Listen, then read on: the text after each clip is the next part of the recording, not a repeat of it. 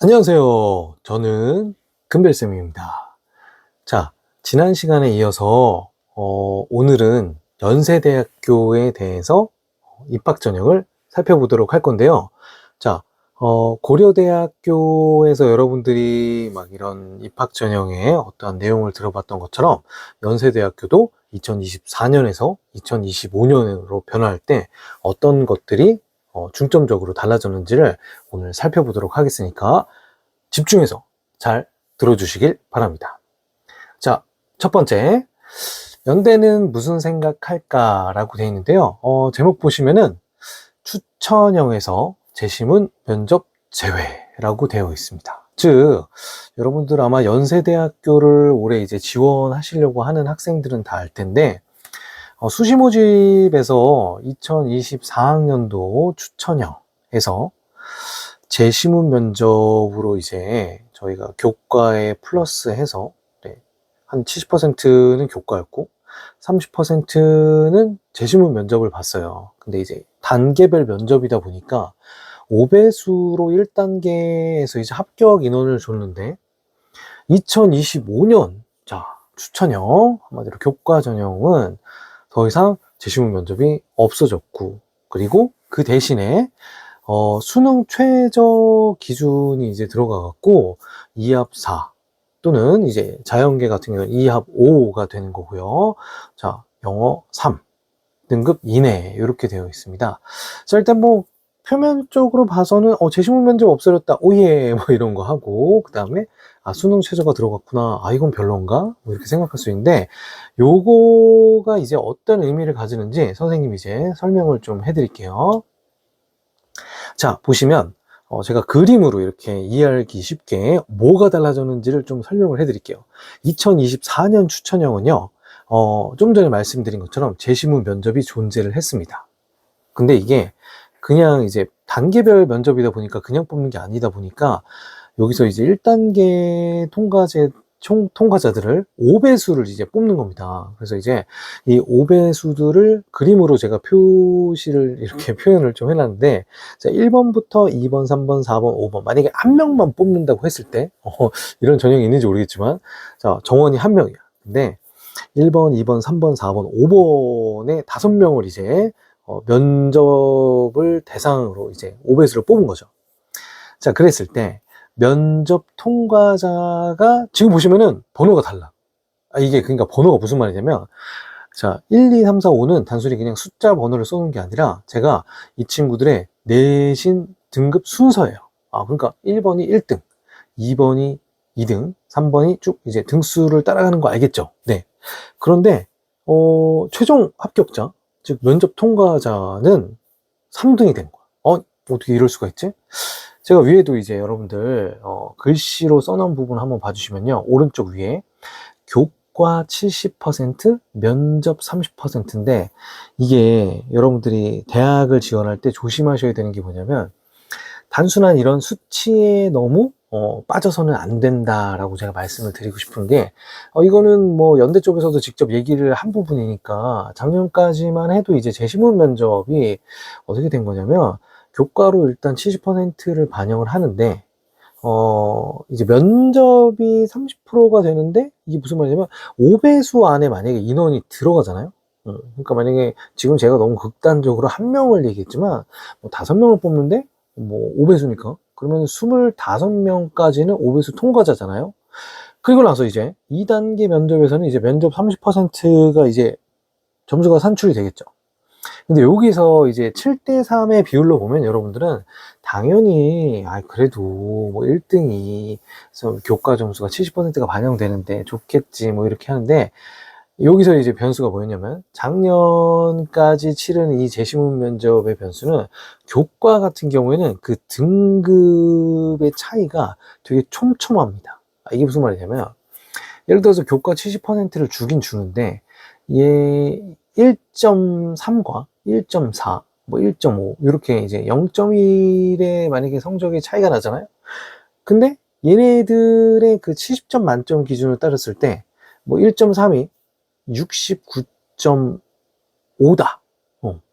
그럼 1.4는 0.0 뭐 이런 식으로 되는 거예요. 그래서 그 점수 차가 뭐 0.5점 아니면 뭐 소수점 진짜 다다닥 0.1점 차이로 이렇게 딱딱딱 붙어 있는 거죠.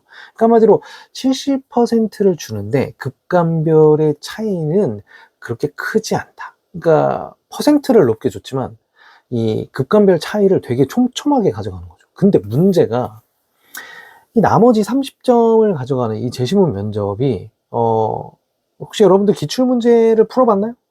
연세대를 갈 친구들, 다 전부 다 이제 학추를 올해 쓴다고 했을 때는 뭐 제시문 면접을 안 풀어봐도 되겠지만 이제 없어졌으니까.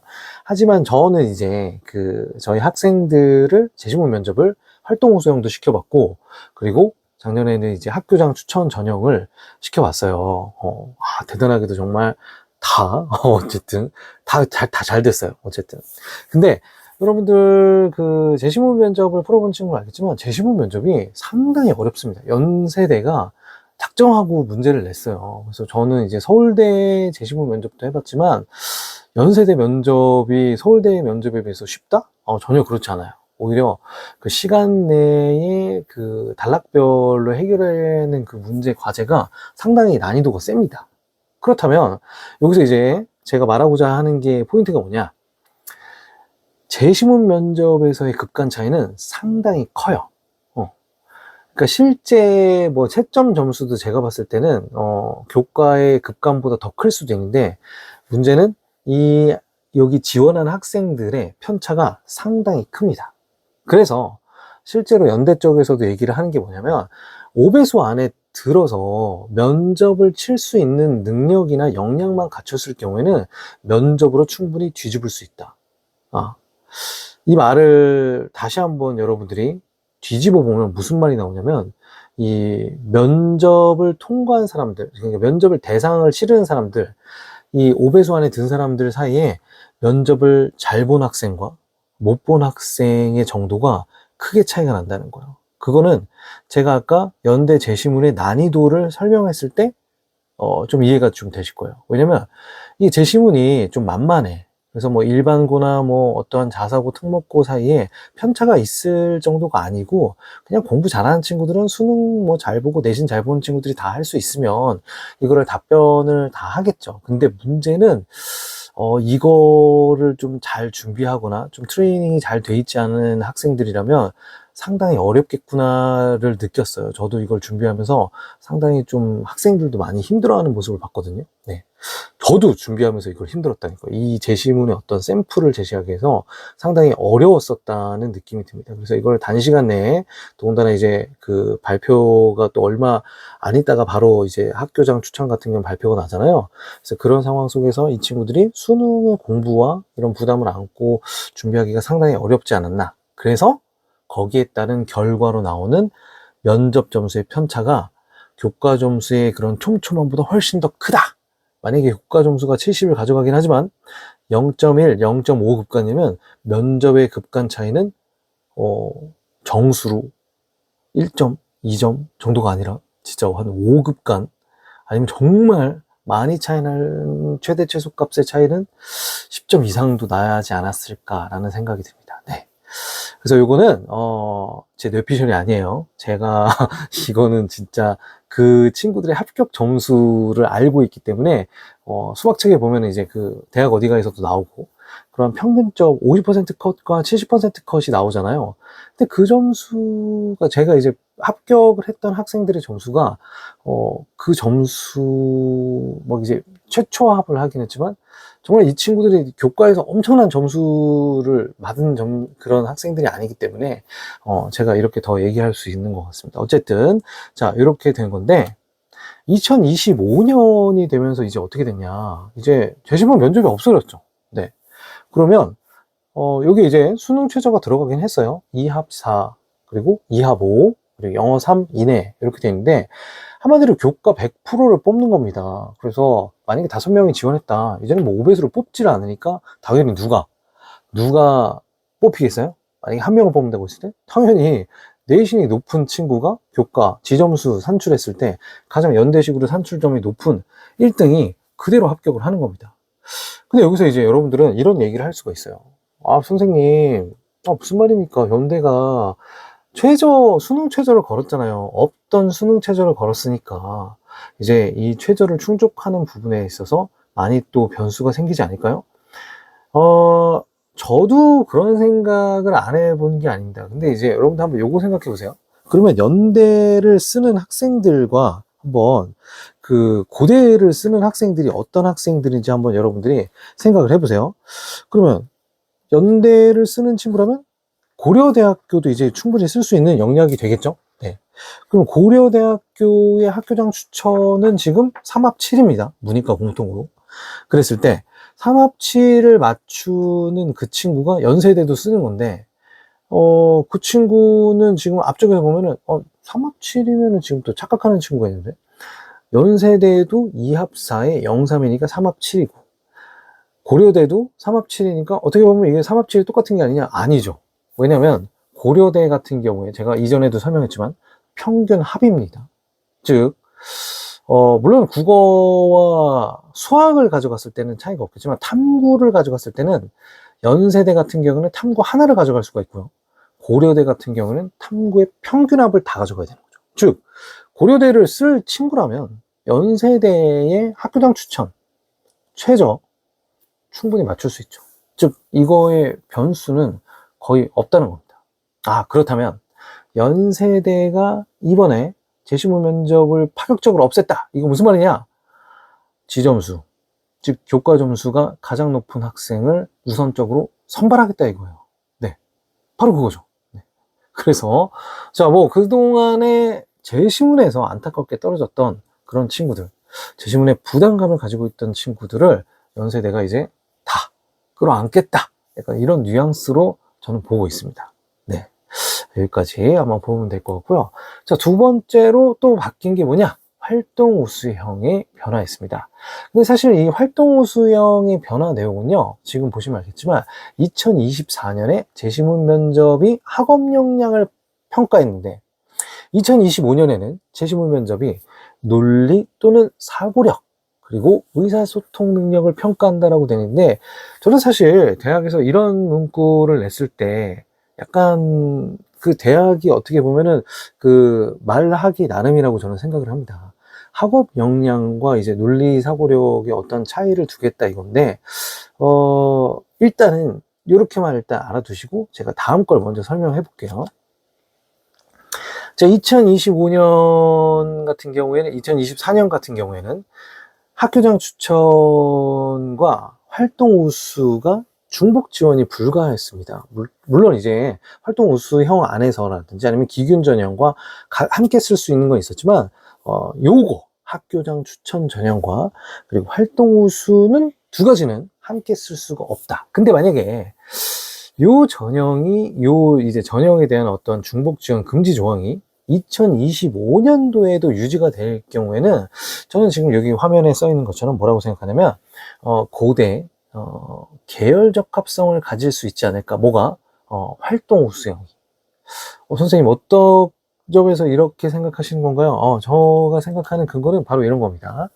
자, 여기 보시면요, 2025년에 지금 앞에 말씀드린 추천형과 그리고 제가 지금 말씀드리고 있는 활동 우수형의 수능 최저 기준이 있어요. 지금 활동 우수형은 물론 재시문도 봐야 되지만 최저도 들어갑니다. 그러니까 활동 우수형은 상당히 지금 복잡한 전형이 됐는데, 지금 보시면 공통으로 가져가는 부분을 제가 노란색으로 표시를 해놨죠.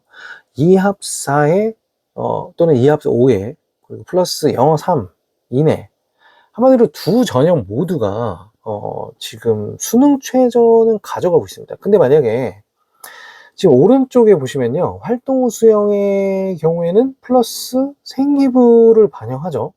즉 이 학생의 어떠한 그 학생부 종합 전형이다 보니까 생활기록부에 대한 서류 평가가 이루어질 거고, 플러스 아까 이제 약간 논리 사고력으로 변하긴 했지만 학업 역량에서 변화하긴 했지만 여전히 얘는 재시문에 대한 면접 준비를 해야 되는 겁니다. 3배수긴 하지만. 네. 자, 그렇다면 여러분들이 지원자 입장에서 한번 생각해 보세요. 그럼 지금 제가 이렇게 네모를 쳐놓은 부분 있잖아요. 내가 만약에 연세대를 쓸 친구라면 여러분들이 생각에는 학업 역량이 상당히 뛰어난 친구죠. 즉 교과가 점수가 상당히 괜찮은 친구들일 거란 말이에요. 자, 그럼 그런 친구들이 굳이 지금 보시면 똑같아, 조건이. 뭐가? 수능 최저에서는 똑같단 말이에요. 근데 그럼에도 불구하고 활동호 수영은 서류도 가져가야 되고, 서류도 챙겨야 되고, 그럼에도 불구하고 또 거기다가 재시문까지 봐야 된다. 그러면은 여러분이 만약에 점수가 좋은 친구라면 어느 전형에 지원하겠습니까? 활동호 수영이 그렇다고 뭐 최저가 없는 것도 아니잖아요. 저라면 당연히 중복 불가하다면 추천형으로 빠질 것 같아요. 그죠?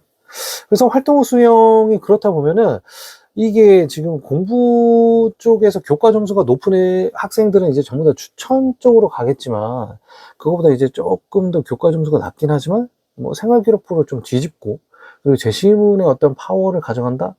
근데 한번 여러분들 생각해 보세요. 생활기록부가 더 좋아서 교과 점수를 이겨낼 수 있고 역전이 가능한 그런 쪽은 지금까지 봤을 때, 여러분들의 어떤 대학 어디가의 그런 점수들을 봤을 때 특목이나 자사고 쪽이 훨씬 더 유리합니다. 그죠? 재시문도 사실 일반적인 학업 역량의 그런 교육 과정을 가진 친구들보다는 약간 좀 그런 자율적인 과정을 가진 그런 학교들이 훨씬 더 유리하죠. 토론 수업이라든지 이런 형태 때문에 그렇겠죠. 네.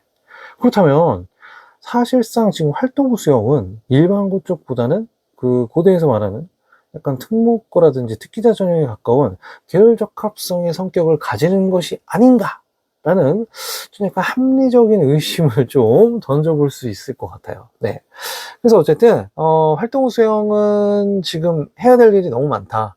그리고 서류 파워라든지, 그리고 서류에서의 어떤 강점뿐만 아니라 재시문을 준비를 해야 된다, 이런 부담감이 있다. 그래서 작년처럼 중복 지원을 만약에 이제 스플릿을 딱 해서 중복 지원을 못하게 한다면, 일반고의 동일한 점수 교과 상위권을 가진 친구라면 저 같으면 추천형을 가겠어요. 상위권 근데 많이 높아야겠죠. 네. 그래서 추천형 같은 경우에는 제가 보기에는 작년보다 점수가 훨씬 더 올라갈 것 같습니다. 제가 마지막 부분 슬라이드에서 정리를 한번 해드리겠지만, 재시문이 없어졌기 때문에 이제는 뭐 그냥 떨어질 일이 없죠. 그 친구들이 중간 필터가 없어졌기 때문에 2합4에 2합 5에 0.3도 역시 마찬가지로 최상위권 친구들이 고대를 함께 쓸 수 있는 그러한 지원풀들이 많이 오버랩되기 때문에 제가 보기에는 네, 교과 점수가 많이 오르지 않을까라는 생각이 들고요. 자, 그렇다면 우리 활동 우수형에게는 과연 이렇게 우울한 얘기만 있는 것인가? 그건 아닌 것 같아요. 제가 이제 정원을 좀 찾아봤더니 2024에서 2025로 넘어오면서 정원이 변화하게 됐습니다. 연대 같은 경우에는 지금 정원이 뭐 51명이 증원이 됐어요. 네, 뭐 이게 뭐 어떤 유의미한 결과를 가져오는지 모르겠지만, 제가 좀 이렇게 전형을 사실 이렇게 좀 뒤져보다가 여러분을 위해서 어떤 좀 꿀팁을 드릴 수 있나 해서 찾아봤더니, 학교장 추천 같은 경우에는 일단 13명이 들었고요. 그리고 활동 우수형 같은 경우에는 20명이 들었습니다. 일단 활동 우수형이 숫자적으로 봤을 때는 정원 증가에 상당히 기여를 많이 합니다. 거의 절반에 가까운 그러한 증원이 일어났는데, 저걸 여기서 멈추지 않고 한번 여러분을 위해서 조금 더 학과별로 살펴봤어요. 자, 그랬더니 어떤 일이 벌어졌냐. 제가 보니까 그 모집 인원의 소폭 증원이라 그래갖고 활동 우수형이 숙명이라고 제가 앞에서 얘기를 했잖아요. 자, 근데 그 중점적으로 어떤 과들에서 일어났나 봤더니, 제가 지금 체크한 이런 그 과들이 있습니다. 전공들이. 자, 그 과들 중점적으로 봤더니 완전 상위 학과들은 아닌 것 같아요. 네. 지금 위쪽에 있는 학과가 인문계열 학과 또는 이제 통합이 될 수도 있고요. 밑에 실내건축 같은 경우는 이제 인문자연 다 뽑는 거죠. 밑에 이제 건축이라든지 전기전자, 그 다음에 기계공학, 실내건축 이렇게 되어 있는데, 아래쪽은 이제 자연계열이고 위쪽에는 인문, 뭐 통합 계열도 있긴 하지만, 자, 보시면은 지금 활동 수의 전체 증원 수가 20명인데, 지금 여기서의 숫자를 합하면은 지금 몇이죠? 6에다가 8에다가 그리고 10, 인문계만 10명. 네, 활동 수형 증원 인문계만 10명이 나왔고요. 그 다음에 건축, 그리고 이렇게 다 합쳐보면은 지금 어느 정도죠? 아우, 활동수가 3명에다가 지금 거의 지금 자연계에서도 6명입니다. 그러니까 여기서 지금 거의 16명 증원이 됐다는 거잖아요. 그러니까 제가 잘 뽑았네요. 그죠? 네. 여러분에 의해서 아주 핵심만 잘 뽑았는데, 이게 무슨 말이냐? 아니, 혹시 그러면 여러분들이 그런 생각할까봐, 아니, 여기서 늘어나고 치사하게 어디서 줄인 거 아니냐? 네, 그런 경우도 있어요. 그래서 지금 보시면 중어중문 같은 경우는 합쳐서 마이너스 1이지만 화로에서 2명을 늘렸기 때문에 실제적인 증원이 일어난 게 맞고요. 행정 같은 경우는 둘 다 늘렸고, 전기전자도 역시 지금 플러스 5죠. 네, 전체 증원 5에 화로가 3명을 가져가는 겁니다. 네. 그래서 여기 보시면 저는 뭐 신학도 그렇고 전기전자도 그렇고 기계공도 그렇고 행정도 그렇고요. 보시면은 동시에 늘어났죠. 동시에 늘어나고 그 비중 자체가 활동 우수가 훨씬 더 큽니다. 저는 여기서 뭔가 여러분들이 조금 지원하실 때, 연대를 지원하실 때 활동 우수형 같은 경우에는 종합전형이긴 합니다. 근데 지금 겹치는 내용들이 약간 인기학과이기보다는 조금 학생들 사이에서는 좀 덜 선호하는 그런 학과일 수도 있겠다. 완전 핫하고 막 그런 인기학과보다는 조금 학생들이 덜 선호할 수 있는 학과들을 전략적으로 잘 지원한다면 제가 보기에는 괜찮지 않을까? 왜냐면 지원이 됐다는 거는 그 부분에서 경쟁이 좀 더 낮아질 수 있겠죠. 네. 물론 이거를 노리고 또 여기다 지원하면 어떻게 될지 모르겠지만 어쨌든 이런 학과에서 TO가 많이 늘어났다. 그래서 정상적인 지원 패턴으로 지원이 이루어진다면 경쟁률이 그렇게 치솟지 않는다면 저는 컷은 더 내려가지 않을까라는 생각을 해봤습니다.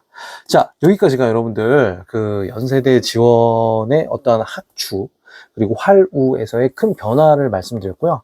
자, 종합해보면 첫 번째, 연세대 지원 시 유의사항 첫 번째, 학교장 추천 지원하실 때요. 올해는 그 입결 데이터, 작년 입결 데이터는 재시문 면접이 있는 5배수 데이터입니다. 그래서 그 필터가 있을 때 들어온 친구들이라서 그 친구들 점수를 무조건 신뢰하기보다는 작년 점수보다는 이제 교과 100으로 가는 거잖아요. 재시문이 없어졌으니까 5배수가 없는 거예요. 자, 그러다 보니까 그 안에서 면접으로 뒤집어질 상황이 없기 때문에 작년 지원 점수보다는 높게 가져가시는 게 맞습니다. 네. 아니면 뭐 이전에 혹시 재시문 면접이 없었던 그런 상황이 있다면 그 점수를 참고해야 되는데 그거 너무 또 올드 데이터다 보니까 좀 그렇죠. 네. 그래서 어쨌든 자, 학교장 추천 작년 점수만 보고 지원하시다가는 조금 어려울 수 있다. 이거 꼭 염두에 두시고 그다음에 두 번째 활동 우수를 지원하실 때는요, 생기부 준비 당연히 확실히 하셔야겠죠. 지금 스카이 최상위권 대학을 쓰시면서 생기부 준비를 당연히 확실히 하셔야 되는데, 학교장 추천에서 이미 상위 점수 학생들이 빠졌기 때문에 생기부로 지금 승부를 거는 친구들이 활동 우수를 지원할 수밖에 없거든요. 연세대가 만약에 중복이 안 된다면. 그렇기 때문에 여러분들은 생기부 준비 정말 확실히 하셔야 되고, 플러스 재시문 면접에 대한 어떠한 감각도 사전에 좀 준비를 살짝 해두시는 게 더 낫지 않을까라는 생각을 하고 마지막으로 제가 마지막 슬라이드에서 보여드렸던 학과별 화루 전형의 어떠한 증원이 전폭적으로 일어났습니다. 그리고 그 전폭적으로 일어나고 집중적으로 일어난 학과, 소수학과들이 있기 때문에 그 학과를 여러분들이 한번 전략적으로 잘 지원해 보시면 올해 또 연세대에서 좀 뚫기 어렵잖아요, 연세대가. 그죠? 그럼에도 불구하고 좋은 결과가 있지 않을까 생각이 됩니다. 자, 여기까지가 여러분들 제가 연세대를 정말 열심히 한번 이렇게 분석을 해봤어요. 네. 자, 여러분들 모두 연세대에 지원하시는 학생 모두에게 올 한 해 좋은 결과, 결실을 거두셔서 내년에 연세대에 꼭 좋은 소식 얻어서 합격하시길 바랍니다. 저는 여기까지입니다. 다음 영상에서 만날게요. 빠이.